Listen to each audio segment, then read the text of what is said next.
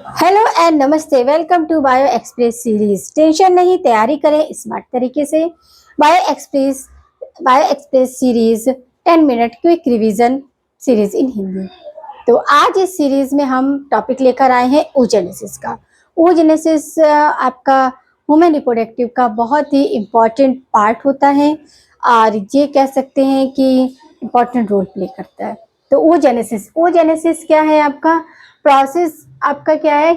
Ovum बनने का process है। क्या है? ओवम बनने का प्रोसेस है in ovary and in oviduct. तो आपके oogenesis के अकॉर्डिंग फॉर्मेशन होता है किसका? ओवम का, जो कि आपका ओवरी और आपका ओविडक्ट। ओवरी में जो बन रहा है, ओवरी का जो आपका ओवरी में ओवरिया बना, जिसे हम सेकेंडरी ओगोनिया भी बोलते हैं। क्या बोलते हैं? सेकेंडरी ओगोनिया बोलते हैं। ओविडक्ट में जो बनेगा वो क्या है आपका? ओविडक्ट या फ्लोपियन ट्यूब। ओविडक्ट या फ्लोपियन ट्यूब बोलेंगे या फिर ट्यूब यूटेरस भी बोलते हैं। ये हम ओविडक्ट को 3 अलग 10 नेम से जानते हैं। फेलोपियन ट्यूब भी बोल सकते हैं कि मतलब आपका जो ओवम है, आपका क्या बन रहा है? आपका एक तो ओवरी में बन रहा है जो कि सेकेंडरी oocyte का फॉर्म होता है, और आपका ओविडक्ट या फिर बोल सकते हैं इन फेलोपियन ट्यूब या फिर ट्यूब यूटेरस, ये कुछ भी बोल सकते हैं। अब यहाँ सेकेंडरी oocyte बना, वो क्या? ओवम, या फिर उसे हम एग भी बोलते हैं। बुक में एग भी दिया हुआ है, आप एग भी कह सकते हैं, ओवम भी कह सकते हैं। तो अब जो आपकी oogenesis की एक्टिविटी स्टार्ट कब होती है? तो अभी जो ये फॉर्मेशन ऑफ ओवम जो हमने देखा, ये एक तरह से हम कह सकते हैं कि एक बहुत ही कॉम्प्लेक्स और डिसकंटिन्यूअस प्रोसेस है। क्या? oogenesis। क्यों हमने इसको डिसकंटिन्यूअस बोला? इसलिए डिसकंटिन्यूअस बोला क्योंकि oogenesis में फॉर्म होते हैं आपके ओगोनिया, जो कि आपके प्राइमरी ओगोनिया और सेकेंडरी ओगोनिया, 2 फॉर्म में मोस्टली ह्यूमन बीइंग में देखने को मिलते हैं। ये आपके डिफरेंट फेज में अरेस्ट रहते हैं, यानी कि इनका जो प्रोसीजर है वो कंटिन्यू नहीं रहता है। जैसे हम स्पर्म में देखते हैं, तो स्पर्म में क्या होता है कि जब स्पर्म बनना स्टार्ट होते हैं तो वो टिल डेथ तक बनते हैं, जबकि आपके फीमेल में जो ओवम बनने की प्रोसीजर है वो आपका क्या होता है कि आप मतलब बर्थ से पहले ही स्टार्ट हो जाता है, और फिर आपका जो मेंस्ट्रुअल साइकिल का प्रोसीजर है वो भी आपका मेनोपॉज के फॉर्म में 45 और 50 के अबव क्या हो जाता है, वो भी आपका ब्रेक हो जाता है। तो ऐसा है कि मतलब हमारा प्रोसीजर। अब स्पर्म में क्या है कि हमारे 4 स्पर्म बनते हैं, जबकि हमारा ओवम ओनली एक बनता है। 1 मंथ इज ओनली 1 ओवम। अब जो oogenesis की जो बोला हमने कि ये बहुत ही कॉम्प्लिकेटेड और डिसकंटिन्यूअस, ये स्टार्ट हो जाती है जब बेबी गर्ल आपके मदर के वूम में होती है। तभी जब 3rd मंथ में रिप्रोडक्टिव ऑर्गन बनने स्टार्ट होते हैं एम्ब्रॉय में, तभी आपका ओवरी का फॉर्मेशन होता है। और जैसे ही आपका ओवरी का फॉर्मेशन होता है तो जर्माइनल एपिथेलियम, जिसे हम क्यूबाइडल एपिथेलियम भी बोलते हैं, वो मल्टीप्लिकेशन होना स्टार्ट हो जाती है, मल्टीप्लाइड होना स्टार्ट हो जाती है, और रिजल्टेंट क्या बनता है? आपके oogoनियास बनते हैं। अब ये oogonia जो होते हैं, जब आपके मल्टीप्लिकेशन हो रहा है जर्माइनल सेल में, एपिथेलियम में, जर्माइनल एपिथेलियम या आप इसे क्यूबाइडल एपिथेलियम भी बोल सकते हैं, तो इनके जब आपका ये स्टार्ट हुए हैं बनने, ओवरी का फॉर्मेशन होता है, वैसे आपका oogenesis स्टार्ट हो जाती है। तो oogonia आपके कितने होते हैं? oogonia अप्रोक्सीमेटली 1 मिलियंस होते हैं। कितने होते हैं? 1 मिलियंस। जब मतलब बनना स्टार्ट हुआ, oogenesis स्टार्ट हुई, तो oogonia की जो नंबर्स होते हैं वो मिलियंस में होते हैं। अब ये मिलियंस में हुए, कब हुए? क्योंकि 3rd मंथ में ओवरी का फॉर्मेशन हो गया बेबी गर्ल में, और वहां पर आपका क्या है, जो आपका जर्माइनल एपिथेलियम होती है या क्यूबाइडल एपिथेलियम, वो मल्टीप्लिकेशन करना स्टार्ट कर देती है, और रिजल्टेंट आपका oogonia बनने स्टार्ट हो जाए। कितने oogonia बनते हैं? 1 मिलियंस। और बर्थ होते होते यानी कि 9th मंथ, 3 मंथ से स्टार्ट हुए, आपके 6 मंथ तक इसकी क्वांटिटी कितनी हो जाती है? 80,000 से 60। जब बनना स्टार्ट हुए तब देखिए 1 मिलियन से। याद रखना है आपको, क्वेश्चंस आपका किसी भी फॉर्म में एग्जामिनर फ्रेम कर सकता है। जब बनने स्टार्ट हुए तो आपका 1 मिलियंस था, oogenesis एक्टिविटी स्टार्ट हुई। आफ्टर 9 मंथ, या हम कह सकते हैं 3 मंथ पे तो स्टार्ट ही होता है, तो 9 मंथ जब बर्थ हुआ, तब उसका कितना क्वांटिटी रहेगी, अभी बर्थ से पहले ही आपके 1 मिलियंस बन गए। गर्ल बेबी का बर्थ हुआ 9 मंथ, अभी 1 मिलियन से कितने रह गए, 80,000 से 60,000, इतने उगोनिया बचते, बाकी सब क्या हो जाते हैं, डिजेनरेट हो जाते हैं। फिर अब ड्यूरिंग प्यूबर्टी, क्योंकि जब हुआ क्योंकि इतने हार्मोनल चेंज होते हैं, बोला मैंने कि ये डिसकंटिन्यूअस है, तो जब उगोनिया क्या, जब प्यूबर्टी को अडॉप्ट करते हैं जो गर्ल्स, तब क्या होता है, हार्मोनल चेंज, हार्मोनल चेंज की वजह से जो वो उगोनिया है, अभी जब प्यूबर्टी को अडॉप्ट किया तब कितनी हो गई, वहां पर इसकी जो नंबर है वो आपके 40,000 रह जाते हैं उगोनिया के। तो देखिए जब बनना स्टार्ट हुए तब 1 मिलियंस है, और 9th मंथ बर्थ के टाइम कितने हो गए, 80,000 से 60,000, और ड्यूरिंग प्यूबर्टी आपके 40,000 रह गए। ये आपको याद रखना है कि ओगोनिया पहले ही बन जाते हैं बर्थ से, बाद में नहीं बनते हैं, वो हर महीने 1 क्या होता है, डिजेनरेट होता है, वो ओवम होता है, समझ लगा, जो सेकेंडरी oocyte है वो होता है आपका, बट उगोनिया के प्रोसेस में बनने वाले जो उगोनिया है वो सारे के सारे बर्थ से पहले ही बन चुके होते हैं, और जब बनने स्टार्ट होती है उगोनिया 3 मंथ से 9th मंथ तक कितने, जब बनने स्टार्ट तो 1 मिलियन है, और जब बर्थ के टाइम 9th मंथ में वो 80 से 60,000 रह जाते हैं, और ड्यूरिंग प्यूबर्टी 40,000, समझ लगा 40,000। अब ये जो 40,000 उगोनिया रह गए, अब ये जो 40,000 उगोनिया है, जैसे प्यूबर्टी को अडॉप्ट करता है बच्चा, तभी क्या होता है कि इतने हार्मोनल चेंज होते हैं, जो कि हमने बताया कि आपके प्राइमरी oocytes में अरेस्ट होता है, सेकेंडरी oocyte में अरेस्ट होता है, उसका बकायदा फिगर हम एक्सप्लेन किया है। तो जब वहां पर होता है तो आपका प्यूबर्टी में क्या होगा, आपका जो ये जो 40 उगोनिया एवरी मंथ जो मेंस्ट्रुअल साइकिल में डिजेनरेट हो रहा है, तो उसे क्या बोलते हैं, उस एक्टिविटी को फॉलिकुलर अरेसिया, क्या बोलते हैं, फॉलिकुलर अरेसिया, जिसमें आपका degenerate secondary oocyte, secondary oocyte का डिजेनरेशन होता है। इसी सेकेंडरी oocytes को अगर 24 आवर में स्पर्म मिलेगा तो फर्टिलाइजेशन की एक्टिविटी स्टार्ट हो जाएगी, और अगर नहीं 24 आवर में तो क्या हो जाएगा, आपका डिजेनरेट हो जाएगा।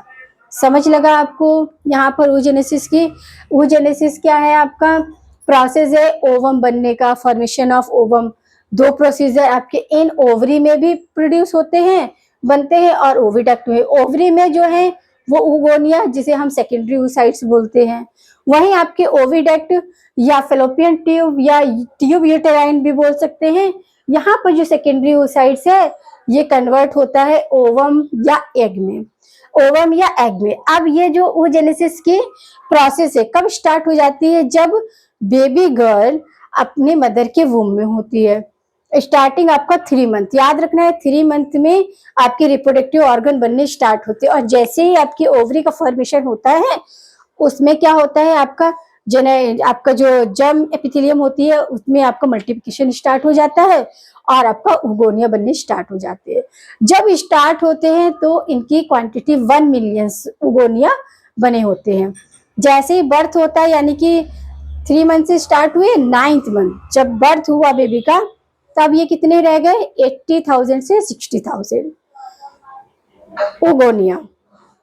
और जब गर्ल जो है प्यूबर्टी को अडॉप्ट करती है ड्यूरिंग प्यूबर्टी, तब ये उगोनिया की नंबर्स लेस और भी लेस हो जाती है, 40,000 रह जाते हैं, 40,000 रह जाते हैं। और आपके जो डिजेनरेट सेकेंडरी oocytes है, क्योंकि ओवरी में क्या है आपका उगोनिया, जिसे सेकेंडरी oocytes बोलते हैं, यहाँ पर कभी भी फ्यूजन नहीं होता है, फर्टिलाइजेशन नहीं होगा, ये याद रखना है। ओवरी वाला जो आपका सेकेंडरी oocyte है वो डिजेनरेट होता है, क्योंकि यहाँ पर बहुत कम चांस है फ्यूजन के, यहाँ पर स्पर्म नहीं मिलता। स्पर्म कहाँ जाके मिलेगा आपको, फेलोपियन ट्यूब में, वही एरिया आपको फर्टिलाइजेशन का है।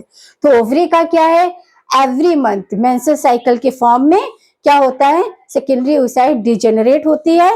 ये एक्टिविटी जो आपके 40 डेज में होती है एवरी, तो ये आपको इसको क्या बोलते हैं, फॉलिकुलर अरेसिया बोलते हैं, अरेसिया बोलते हैं, जहां पर आपको degenerate secondary oocytes। Fallopian tube में आपका सेकेंडरी oocytes वहां पर आपको स्पर्म क्या करेगा, फ्यूज करेगा, तो फर्टिलाइजेशन। अब ये भी आपने याद रखना कि फर्टिलाइजेशन का प्लेस कहाँ है, एम्फुला। किसकी, फेलोपियन ट्यूब में भी 3 पार्ट होते हैं, वहां पर एम्फुला में फर्टिलाइजेशन होता है। वहां फर्टिलाइजेशन होगा, क्लीवेज होगा, और आपका ब्लास्टोमियर एक्टिविटी, ब्लास्टोमियर फॉर्मेशन होगा। ब्लास्टोमियर फॉर्मेशन होने के बाद मोशन से वो नीचे आने का स्टार्ट होगा।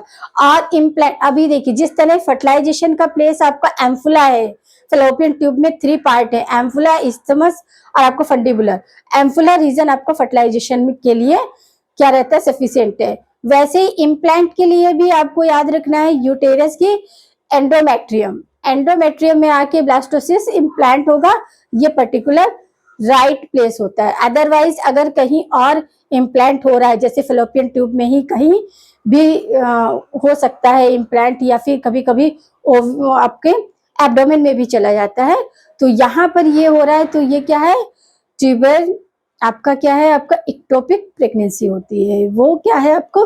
और इसके लिए कौन इसे रोकता है, इसके लिए भी प्रिवेंट होता है आपका जोना प्लेसिडा, ये आपके प्रिवेंट करती है इक्टो प्रेगनेंसी को। कि मतलब जो फर्टिलाइजेशन में आपका बना वो पोर्शन आपका यूटेरस के एंडोमेट्रियम में ही जाके इम्प्लांट होना है। तो ये छोटी छोटी चीजें हैं जिन्हें आप याद रखोगे तो आपके क्वेश्चंस कहीं भी गलत नहीं होंगे। जब आप रिवाइज करने बैठेंगे तो आपको सिस्टमैटिक तरीके से सब याद आना रहे। अगर आप यहाँ पर ह्यूमन रिप्रोडक्शन पढ़ रहे हैं तो आपने अगर सोचना पड़ रहा है कि ओव्यूलेशन का भी हो रहा है, सेकेंडरी ओसाइट्स किस में अरेस्ट रहता है, प्राइमरी ओसाइट्स किस में अरेस्ट रहता है, तो इसका मतलब है कि आपने सारे कंसेप्ट को समझा नहीं है। कॉम्प्लिकेटेड है मगर समझेंगे तो 1 बाय 1 तो सब इजी है। हमें पूरा अच्छे से समझना है। oogenesis आपकी बर्थ से पहले ही स्टार्ट होने वाली एक्टिविटी होती है, जो कि आपके क्या oogonia जो है वो प्राइमरी oocytes में अरेस्ट होती है।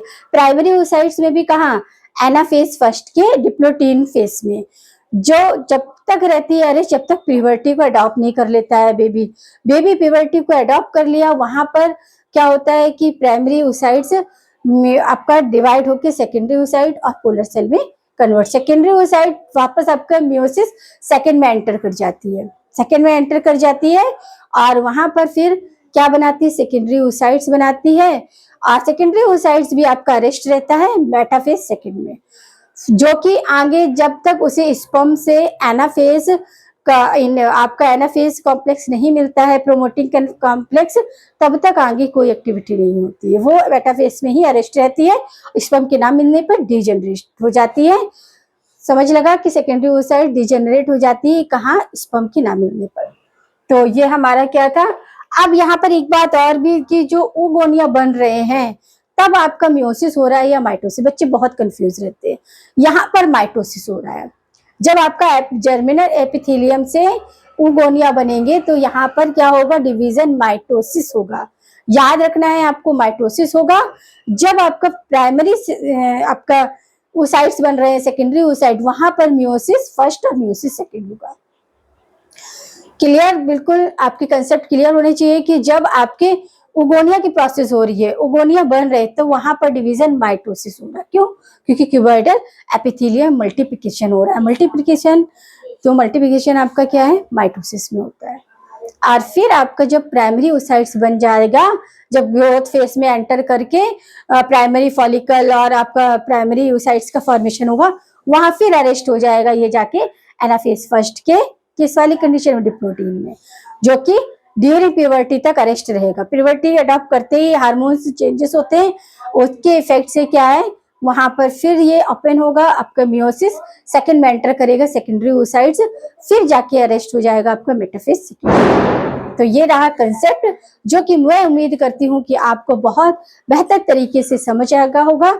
साथ ही आपको बहुत अच्छे से आपने इसे नोट भी कर लिया होगा, क्योंकि ये छोटे छोटे कंसेप्ट आप इनकी बेटर नोट्स बनाएं। नोट्स बनाएंगे तो आपको कम समय में रिवाइज करने में हेल्प मिलेगी। साथ ही बने रहें हमारे साथ हमारे चैनल पर, और आपको वीडियो पसंद आ रहा है तो इसे लाइक करें, शेयर करें, साथ ही सब्सक्राइब करें।